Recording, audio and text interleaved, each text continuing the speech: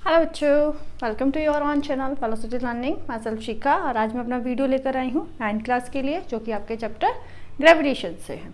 Okay student, तो चलो discuss करते हैं आज हम हमारे topic Newton's third law of motion से। ओके, तो अकॉर्डिंग टू दिस लॉ क्या होता है बच्चों कि न्यूटन सर ने बोला था every action has an equal and opposite reaction. If two bodies हैं, एक 1 एंड 2 या फिर A and B to bodies है, A बॉडी जो होती है exert a force on the body B, that B body also exert an equal and opposite force on the body A. Okay, ये hand मेरा, ये hand right, ये hand जितना force इस वाले हाथ के ऊपर एग्जर्ट करेगा, ये वाला हाथ भी इसके ऊपर उतना ही फोर्स एग्जर्ट करेगा। ये हमारे न्यूटन का क्या है, थर्ड लॉ ऑफ मोशन है।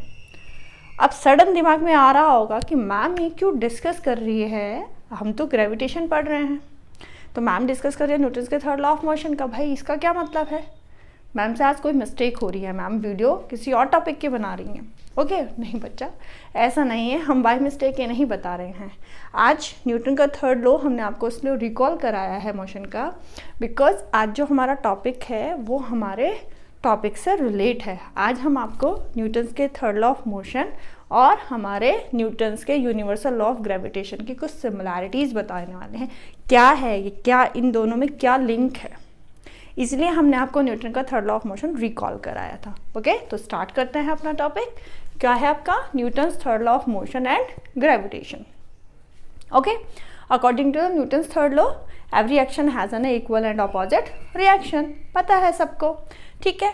और यूनिवर्सल ऑफ ग्रेविटेशन में क्या बोला गया बच्चों कि every object in this universe attract every other object present in universe. यानी इस यूनिवर्स में जो ऑब्जेक्ट्स प्रेजेंट होते हैं, सब ऑब्जेक्ट जो प्रेजेंट होते हैं, वो एक ऑब्जेक्ट दूसरे ऑब्जेक्ट को अट्रैक्ट करता है, राइट। तो ये हम जैसे हमने आपको एक्सप्लेन की थी ये बात पहले भी, लेट यहाँ पर हमने क्या किया, 2 ऑब्जेक्ट लिए थे ये हमने बच्चों, एक A और एक B, राइट। हमने एक लाइन ड्रॉ किया था जो क्या कर रही थी, इन दोनों के सेंटर्स को ज्वाइन कर रही थी, इनको इन दोनों जो हमारी ऑब्जेक्ट है उनको इनके सेंटर से ज्वाइन कर रही थी, राइट। ये फोर्स एग्जर्ट करता है जब दोनों है, तो ये इसके ऊपर एग्जर्ट करेगा B के ऊपर और B A के ऊपर एग्जर्ट करेगा, ठीक है, FAB एंड FBA, राइट। ये इस तरीके से फोर्स जो होते हैं बच्चों, इस तरीके से इस डायरेक्शन में करते हैं वर्क, राइट। बताया था सेंट्रल फोर्स है, क्योंकि ये जो फोर्स यहाँ पर एग्जर्ट हो रहा है वो क्या हो रहा है, ये जो इनकी ज्वाइनिंग लाइन है आपके सेंटर्स की, उसके अलोंग ये फोर्स क्या होता है बच्चों, एग्जर्ट होता है।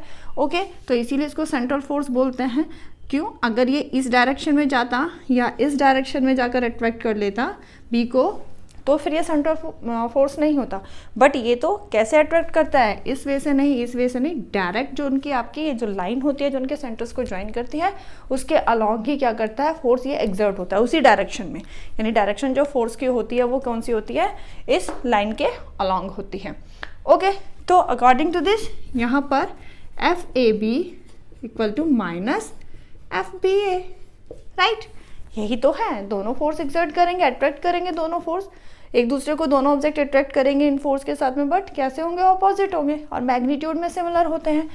तो अकॉर्डिंग टू दिस हम यहाँ पर कुछ लग रहा है भाई, न्यूटन का थर्ड लॉ भी तो यही है, एक्शन एंड रिएक्शन इक्वल है एंड ऑपोजिट है।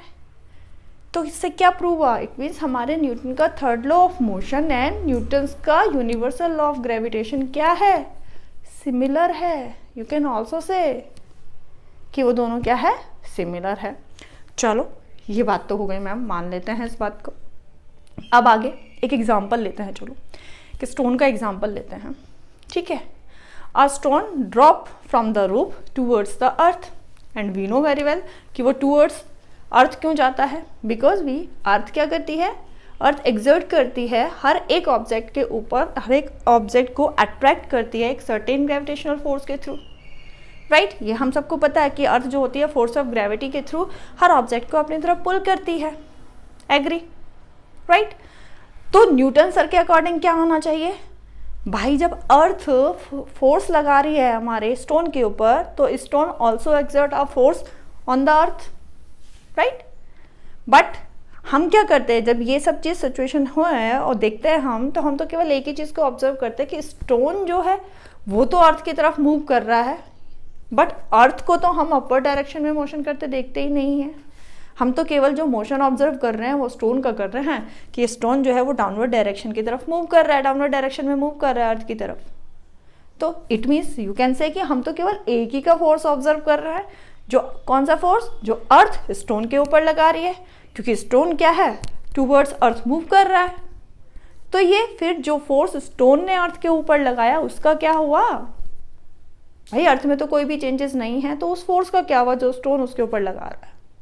लगाना चाहिए न्यूटन सर के अकॉर्डिंग तो, क्योंकि every action has an equal and opposite reaction definitely. चलो अब समझाते हैं कि ऐसा क्यों होता है कि स्टोन मूव करता हुआ हम ऑब्जर्व करते हैं बट हम अर्थ को नहीं करते। ठीक है बच्चों, तो यहाँ पर लेते हैं हम वही मास ऑफ अर्थ कितना होता है, पूरी कैलकुलेशन के साथ बताएंगे आपको। मास ऑफ अर्थ कितना होता है स्टूडेंट, 6 × 10⁻24 kg होता है, राइट। और यहाँ पर हम मास ऑफ, क्योंकि हमारा स्टोन बहुत छोटा है तो यहाँ पर मास ऑफ स्टोन कितना हो जाएगा 1 kg। ठीक है, अब उसमें बोला लेट यहाँ पर एक चीज करो, देखो बताते हैं बीच का डिस्टेंस को लेके डिस्कस करें। अगर ये आपका क्या है छोटू सा स्टोन और ये आपकी क्या है बच्चों बहुत बड़ी सी अर्थ है, राइट। यहाँ से डेफिनेटली यू से कि ये इस डायरेक्शन में मैम इस डायरेक्शन में मूव करेगा, राइट। तो ये जो फोर्स इन दो ऑब्जेक्ट के बीच में लग रहा है, हमने क्या कहा था कि इनके सेंटर्स को क्या करते हैं, ज्वाइन करते हैं। जो ये सेंटर्स को लाइन ज्वाइन करते हैं उसी के अलोंग ये फोर्स की डायरेक्शन होती है, राइट। तो अब अर्थ का बहुत बड़ी है, बहुत मास बहुत ज़्यादा है अर्थ का, तो दैट्स वाई हम यहाँ पर क्या करेंगे, जो इनके बीच का जो डिस्टेंस लेंगे वो अर्थ के रेडियस के इक्वल लेते हैं बच्चों। ठीक है, रेडियस ऑफ अर्थ के इक्वल जो कितनी होती है 6.4 × 10⁻6 मीटर होती है, राइट। अब इनके बीच में जो फोर्स एग्जर्ट हो रहा है, ग्रेविटेशनल फोर्स जो एग्जर्ट हो रहा है बच्चों, उसका वैल्यू फाइंड करें। देखो कैसे होता है उसका वैल्यू फाइंड, यहाँ पर we know that F = G/m, ठीक है, ये मास ऑफ स्टोन एंड ये द रेडियस ऑफ अर्थ, यानी डिस्टेंस बिटवीन दैम ना, अर्थ के और स्टोन के बीच का जो डिस्टेंस है। तो यहाँ पर होगा 6.67 × 10⁻11 × 6 × 10⁻24, mass of stone 1 kg and here is क्या आएगा स्टूडेंट, हियर इज 6.4 × 10⁻6 का होल स्क्वायर। Got it. अब राउंड अबाउट आप इसकी कैलकुलेशन खुद कीजिएगा और इसका आंसर जो आएगा वो कितना आएगा आपको बच्चों 9.8 न्यूटन। ठीक है, इट मीन्स यहाँ पर हमारा जो स्टोन है और जो हमारा अर्थ है उनके बीच में जो फोर्स एग्जर्ट हो रहा है वो क्या है बच्चों 9.8 न्यूटन का फोर्स एग्जर्ट हो रहा है। यानी अर्थ भी जो है स्टोन के ऊपर 9.8 न्यूटन का फोर्स एग्जर्ट कर रही है and stone also exert 9.8 Newton force on the earth. ठीक है, ओके। अब मैम ये तो हमारे क्वेश्चन का जवाब नहीं हुआ, ये तो भाई हमें ठीक है दोनों के बीच में जो फोर्स एग्जर्ट हो रहा है उसकी वैल्यू आई है, बट ये कहाँ से आया कि स्टोन मूव करेगा और अर्थ मूव नहीं करेगी। चलो अब बताते हैं, देखो डोंट वरी बी हैप्पी। यहाँ पर हमारे न्यूटन सर ने भाई हमें कुछ भी गलत नहीं बताया था बच्चों, सब कुछ सही बताया था। अब कैलकुलेशंस के थ्रू लेके चलेंगे हर चीज़ को, बताते हैं। तो ये हुआ आपका, निकालो अब इससे क्या होता है। यहाँ देखो force acting on earth due to stone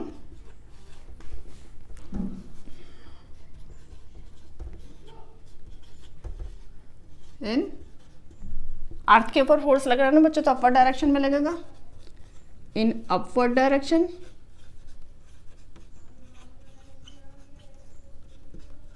कितना है 9.8 newton. Similarly force acting on the stone, ठीक किसके through, due to the earth but ये कौन सी डायरेक्शन में होगा? In downward direction.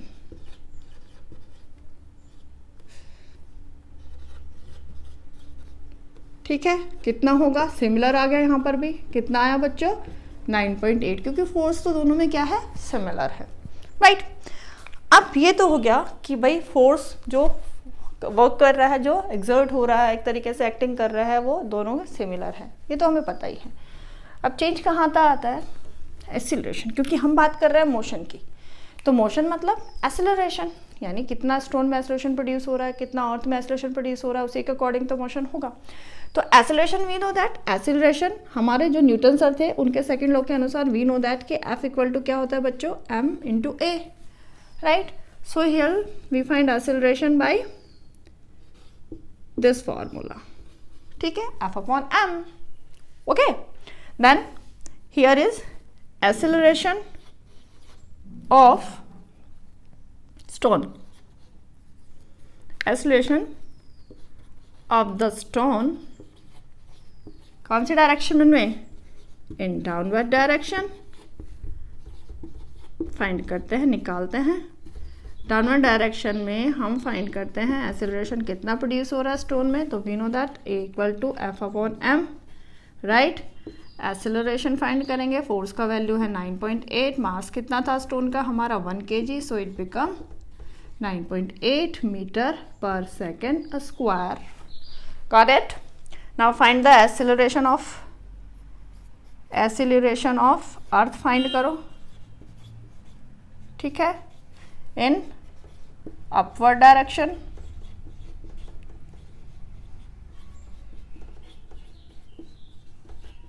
फाइंड करते हैं एक्सीलरेशन इक्वल टू वही similar force upon mass, right. Force similar 9.8, mass कितना था? 6 इंटू 10 टू द पावर 24, और इसको राउंड अबाउट सोल्व करके जो आंसर आएगा बटा सॉल्व करके आएगा 1.63 into 10 to the power minus 24 metre per second square.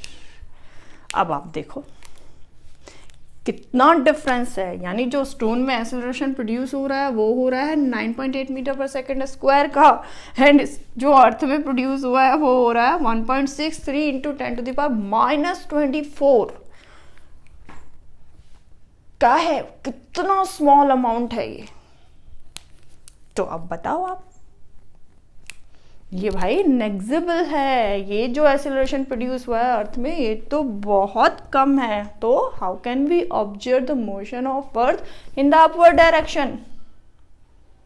नहीं कर सकते, ये ज़्यादा है, तो दैट्स वाई हम क्या करते हैं? ऑब्जर्व करते हैं ओनली कि जो स्टोन होता है उसमें एक्सीलरेशन प्रोड्यूस हो रहा है, क्योंकि एक्सीलरेशन ज़्यादा है और अर्थ में एक्सीलरेशन कम प्रोड्यूस हो रहा है, तो इसलिए हम मोशन को ऑब्जर्व नहीं करते। बट ऐसा नहीं है कि वहाँ पर एक्सेलरेशन नहीं होता। यहाँ मेन क्वेश्चन जो आया है कहाँ से, किसके में अंदर मिलेगा सॉल्यूशन बच्चों?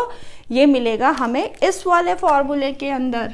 ये देखो, because acceleration is inversely proportional to the mass. Stone का जो मास था वो 1 kg था, राइट, बहुत ही कम मास था, तो डेफिनेटली है इन्वर्सली प्रोपोर्शनल है, तो एक्सेलरेशन फोर्स सिमिलर लग रहा है। अर्थ के ऊपर भी 9.8 न्यूटन का लग रहा है और जो स्टोन है उसके ऊपर भी 9.8 का लग रहा है, लेकिन ये तो सिमिलर हो गया, यानी कांस्टेंट मान लो उसको तो एक तरीके से। तो ये कहाँ रिलेशन आया? इसके बीच में आएगा सारा मोशन का रिलेशन। स्टोन का मास बहुत ज़्यादा कम है, तो दैट्स वाई एक्सेलरेशन ज़्यादा होगा, एंड अर्थ का मास बहुत ज़्यादा है तो एक्सेलरेशन कम होगा, क्योंकि इन्वर्सली प्रोपोर्शनल है दोनों के दोनों। ओके, तो ये इसीलिए हम केवल स्टोन के मोशन को ऑब्जर्व करते हैं। भाई अर्थ का मास इतना ज़्यादा है कि ये जो एक्सेलरेशन प्रोड्यूस हो रहा है उसका उसके ऊपर कोई इफेक्ट पड़ता ही नहीं है। तो दैट्स वाई अर्थ का आप अपवर्ड डायरेक्शन में मोशन ऑब्जर्व नहीं करते हो। न्यूटन सर गलत नहीं है। और ये हमने पिछले अपने जो वीडियो आपको प्रीवियस वीडियो में डिफरेंट ऑब्जेक्ट्स के ग्रेविटेशनल फोर्स को फाइंड करना बताया था, वहाँ पर हमने बताया था कि जब हमने अर्थ का और सन का निकाला था बच्चों, तो वहाँ पर जो उनका फोर्स आया था वो 3.6 into 10 to the power 22 newton आया था, और लार्ज अमाउंट था ये फोर्स का, जिसकी वजह से क्या होता है कि अर्थ जो होती है, अर्थ होल्ड रहती है किसके, सन के अराउंड जब वो रिवॉल्व करती है तो इसी फोर्स की वजह से ये अर्थ जो होती है वो होल्ड होती है। यानी हमारा पूरा सोलर सिस्टम इन ये जो मैक्सिमम फोर्स, एक तरह से जो लार्ज वैल्यू ऑफ फोर्स आते हैं ग्रेविटेशनल फोर्स की आती है, इसी वजह से होल्ड है पूरा सिस्टम।